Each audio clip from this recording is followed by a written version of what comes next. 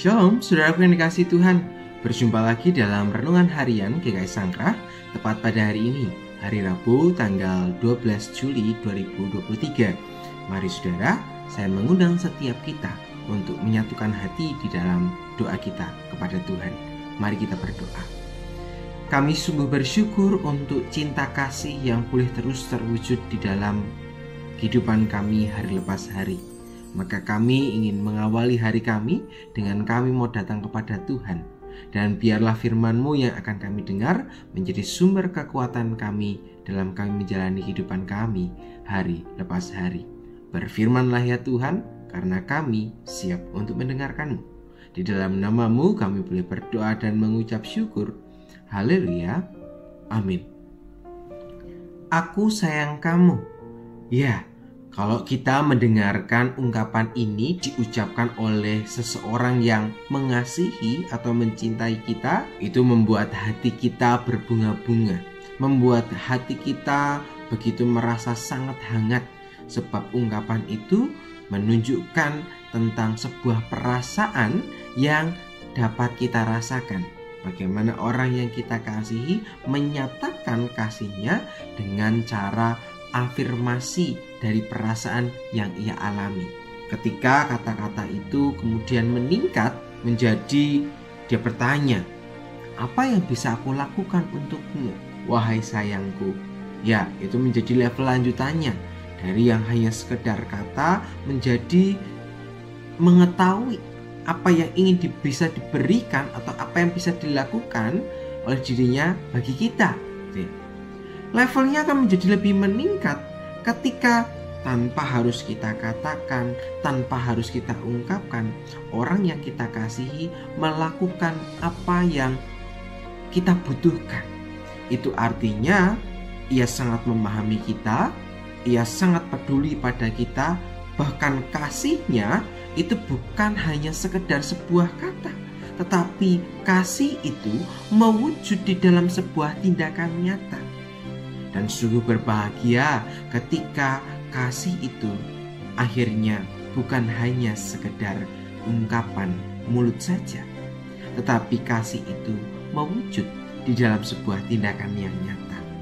Nah, hal itulah yang juga kemudian ditunjukkan oleh Yesus di dalam pembacaan Alkitab yang akan kita baca, yang terambil di dalam Yohanes pasal yang ke-13, ayatnya yang ke-13 sampai dengan yang ke-15. Demikian firman Tuhan. Kamu menyebut aku guru dan Tuhan, dan katamu itu tepat, sebab memang akulah guru dan Tuhan. Jadi jikalau aku membasuh kakimu, aku yang adalah Tuhan dan gurumu, maka kamu pun wajib saling membasuh kakimu. Sebab aku telah memberikan suatu teladan kepada kamu, supaya kamu juga berbuat sama seperti yang telah kuperbuat kepadamu. Saudaraku yang terkasih, demikianlah firman Tuhan. Berbahagialah setiap kita yang bukan hanya dapat membacanya, tetapi juga merenungkan bagian ini di dalam kehidupan kita hari lepas hari. Nah, saudara yang terkasih, di dalam bagian ini menjadi salah satu bagian dari perikop tentang Yesus yang membasuh kaki murid-muridnya. Pada bagian ini menjadi satu bagian di mana Tuhan Yesus melakukan sebuah percakapan, Tuhan Yesus melakukan perjamuan kudus sebelum ia mengalami penderitaan sebagai upaya untuk menyelamatkan kehidupan manusia. Terlebih pada bagian ini menjadi satu bagian yang sangat Yesus tekankan, bagaimana Yesus ingin berkata kepada murid-muridnya bahwa kasih yang Yesus lakukan itu lebih dari sekedar kata-kata. Ketika kita melihat bagian percakapan-percakapan Yesus dengan para muridnya, Yesus sadar betul akan beban yang akan ia alami, bahwa ia akan mengalami penderitaan, ia akan melewati jalan salib sebagai upaya untuk menyelamatkan kita. Di tengah perasaan khawatir, di tengah sebuah pergumulan yang sedang Yesus alami, Yesus tak henti-hentinya untuk menyatakan kasih. Artinya dia tidak hanya berfokus kepada dirinya sendiri, tetapi Yesus justru memberikan perhatian kepada para murid-muridnya. Pada bagian ini kita bisa melihat bagaimana Yesus yang membasuh kaki para muridnya.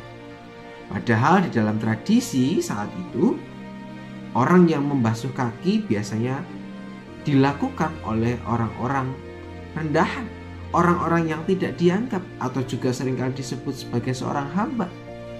Tetapi tugas yang harusnya dilakukan oleh seorang hamba justru dilakukan oleh seorang guru, seorang rabi, yaitu adalah Yesus sendiri. Maka pada bagian ini Yesus dengan tegas yang menegaskan bahwa memang benar bahwa Yesus adalah guru dan Tuhan. Dan Yesus pun memberikan sebuah teladan dengan ia membasuh kaki para muridnya. Dan ketika Yesus sudah melakukan ini, Yesus mengatakan bahwa Yesus memberikan contoh, memberikan teladan kepada para murid. Harapannya apa? Supaya para murid mau melakukan sama seperti yang Tuhan Yesus perintahkan. Untuk terus mengungkapkan kasih, bukan hanya sekedar kata, tetapi kasih itu mewujud di dalam sebuah tindakan nyata. Nah, saudaraku yang terkasih dalam Tuhan, apa yang menjadi refleksi kita melalui pembacaan hari ini? Bagian ini mengingatkan kita tentang bagaimana kasih itu seharusnya terwujud. Sekaligus kita diajak untuk memiliki sebuah sikap kepedulian, mengasihi, dan juga merendahkan diri. Kasih akan menjadi sempurna bila kasih itu bukan hanya sekedar kata, tetapi kasih itu mewujud di dalam sebuah tindakan. Maka bagi kita diajak untuk merefleksikan firman ini. Apakah kasih yang saat ini kita berikan kepada orang yang kita cintai, kasihi hanya sekedar kata-kata, atau kasih itu sudah mewujud di dalam sebuah tindakan? Ya, bagian ini mengajak kita untuk kembali merefleksikan kehidupan kita. Apabila ternyata kasih kita masih hanya sekedar kata, oh iya aku mengasihi kamu, tetapi ternyata kita belum bisa memberikan yang terbaik, belum bisa untuk mengutamakan orang lain, ini menjadi kesempatan bagi kita untuk mewujudkan, untuk mengkoreksi. Tetapi ketika kita sudah melakukan kasih itu dalam tindakan, maka kita juga perlu meneliti apakah kasih yang kita berikan benar-benar tulus tanpa pamrih. Saudaraku yang terkasih, firman Tuhan hari ini dengan jelas mengingatkan kepada kita tentang kasih. Kasih yang bukan hanya sekedar kata-kata. Biar firman ini terus mengingatkan kita untuk mengupayakan kasih dengan sebuah tindakan nyata. Sebab Yesus sendiri telah memberikan teladan bagi setiap kita. Mari bersama-sama kita menutup renungan kita di dalam doa. Kami sungguh bersyukur ya Bapa untuk cinta kasih Tuhan, bahkan lewat firman-Mu yang telah kami dengarkan. Biarlah kami boleh dapat mewujudkan kasih bukan hanya lewat kata, tetapi mewujud di dalam tindakan. Mampukanlah kami untuk mewujudkan kasih yang sejati. Terima kasih ya Bapa, di dalam nama-Mu kami boleh berdoa dan mengucap syukur. Haleluya, amin. Saudaraku yang terkasih, demikianlah perenungan kita pada hari ini. Selamat melanjutkan aktivitas dan selamat berkarya dan berjalan bersama dengan Tuhan. Tuhan Yesus memberkati setiap kita. Sampai jumpa.